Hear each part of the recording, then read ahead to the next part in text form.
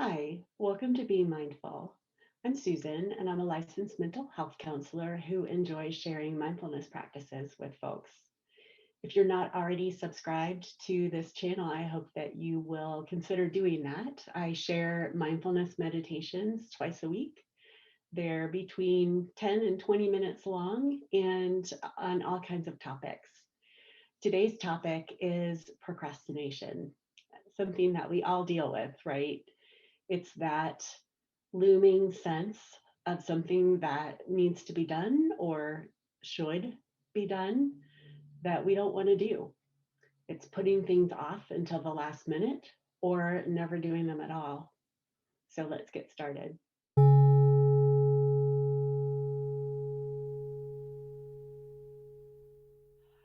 I'll invite you to start by becoming present. So when we think about procrastination, our mind immediately goes to something that is due in the future. But before we go there, let's just get comfortable with where we are right this second. Get that sense of grounding by noticing feet on the floor or whatever part of you is in contact with something that is supporting you.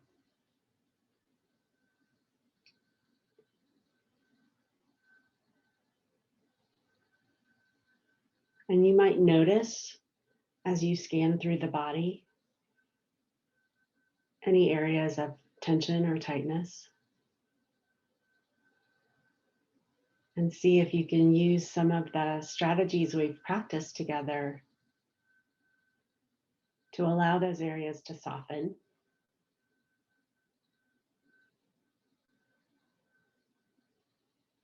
Right? Let the shoulders drop.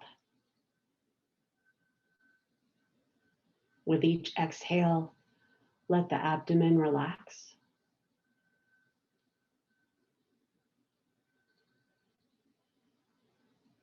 Let the jaw drop. Let the hands be open.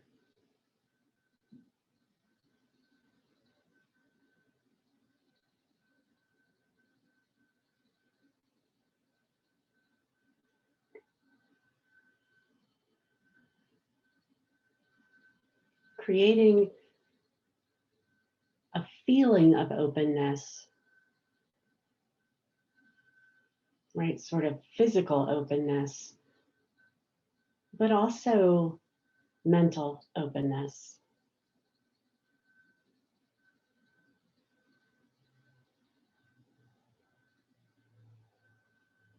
Create a mindset of possibility,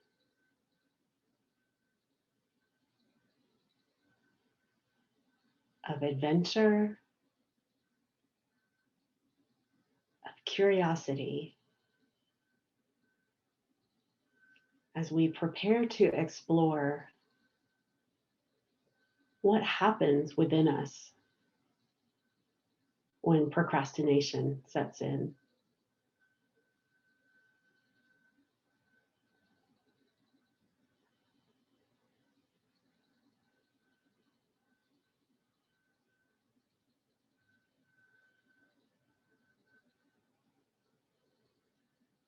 So as we consider procrastination, we might just do a mental scan of the types of things we tend to procrastinate on. And if that word is loaded, we can think of the types of things that we tend to put off,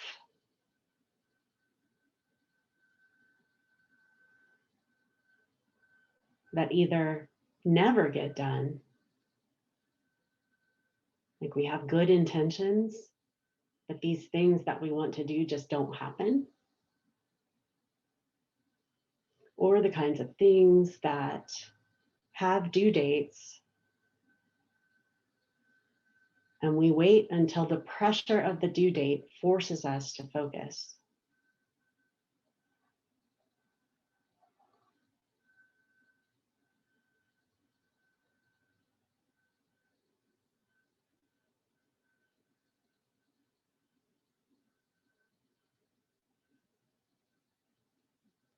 Maybe there's some other category of things we could do but don't do.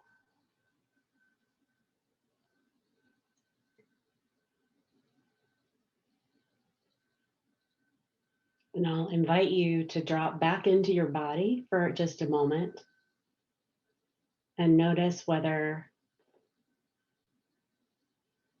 there are areas of tension. Again, notice what the body is doing in response to just the thought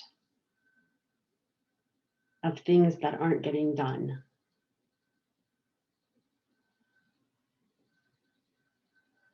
Use those relaxation strategies that work for you to breathe into those areas of tightness, to loosen those muscles that get constricted.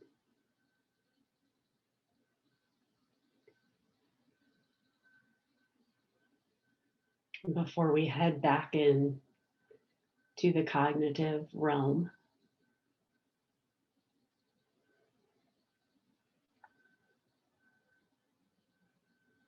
And as we consider these things on our to-do list,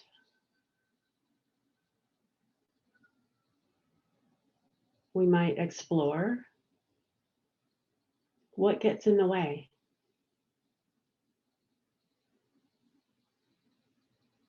So for a lot of people, especially with things that have deadlines, there's usually an underlying fear.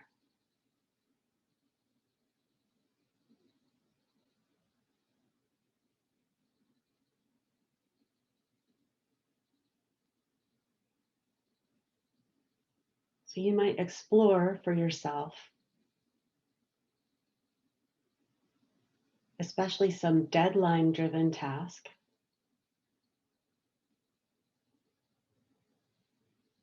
and what fears might be beneath that urge to wait.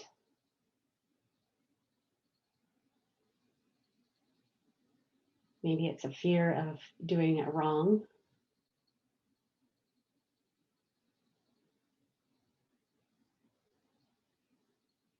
a fear of disappointing someone or yourself.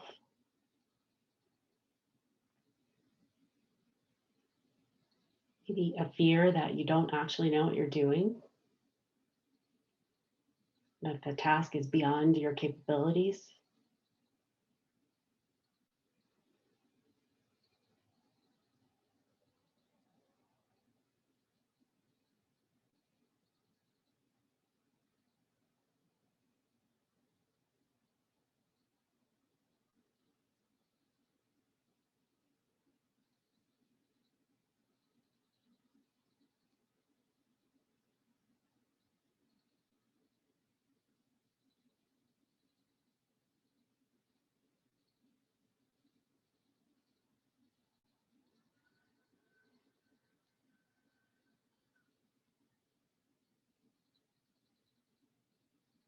Or maybe there's just literally too much on your plate.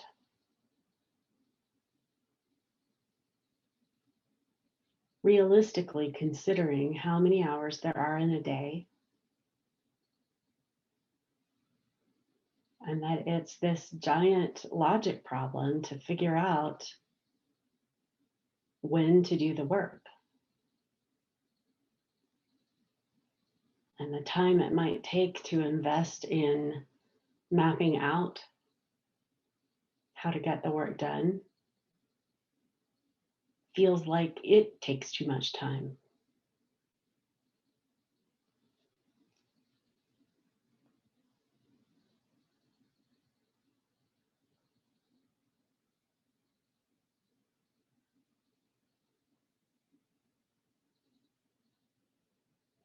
Maybe this is a task that was dumped in our lap, and there's a little bit of resentment about having to do something that doesn't feel like it's your responsibility.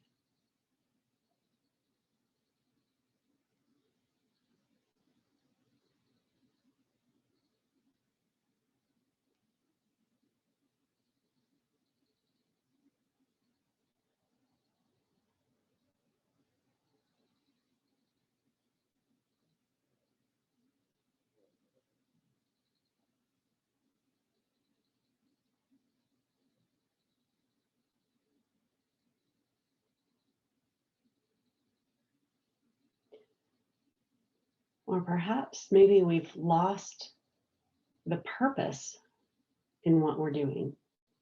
We're not clear on the why or the so that.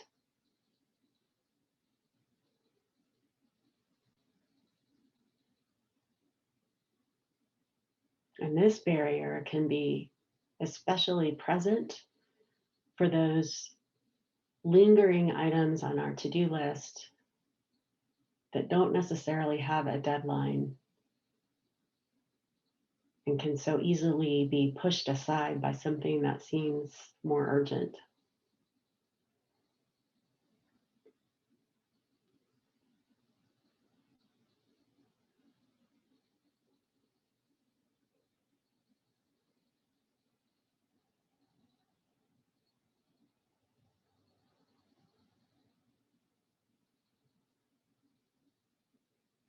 So getting in touch with the benefit a particular activity brings to us as individuals,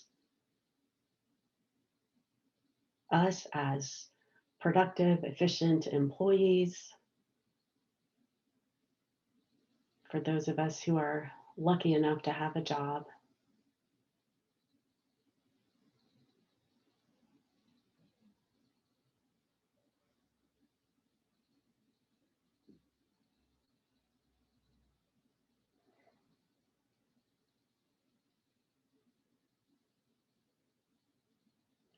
Or maybe some of what's going on is that bottom level of Maslow's hierarchy of needs, that we're not getting enough sleep, or we're not eating well, or we're thirsty.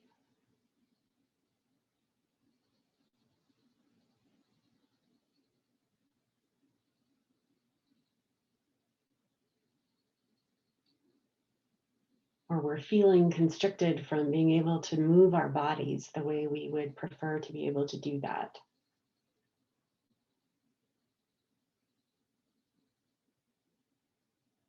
Maybe we need to make sure that we're taking care of our physical needs so that we are in the best position possible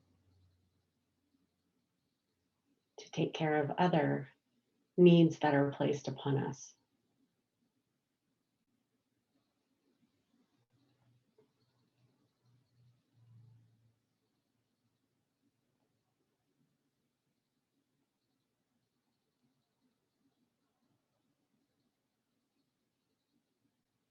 I'll invite you to drop back into your body again and notice what's happening in response to these thoughts and considerations.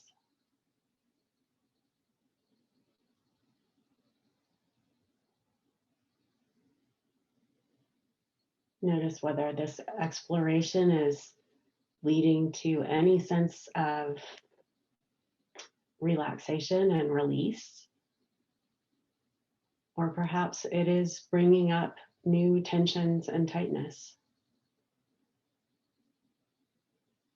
And doing what you need to do to attend to your body in this moment.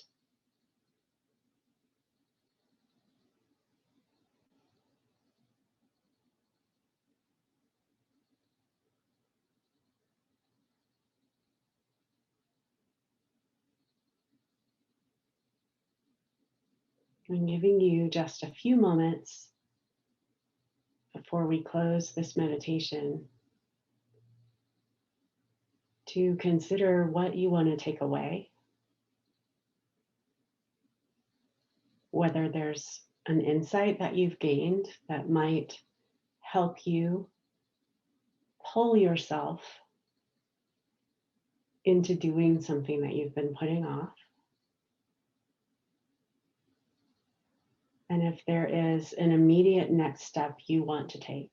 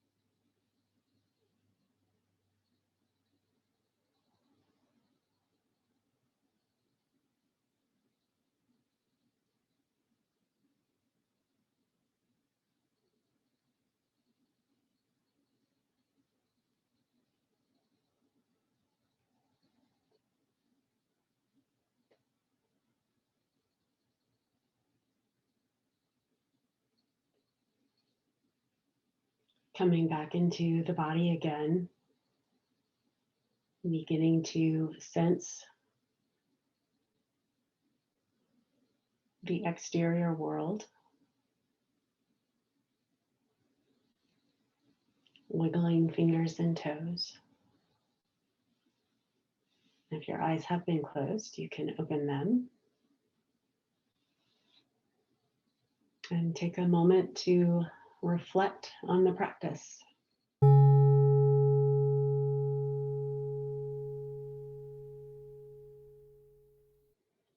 So now we come to that important part of meditation, which is taking a moment to reflect. I invited you to do that a little bit at the end of the meditation, silently within yourself.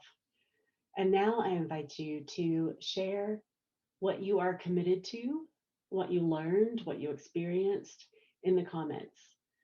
It's a great way to externalize what went on for you in that meditation and to share with others, people you don't know, maybe people that you do.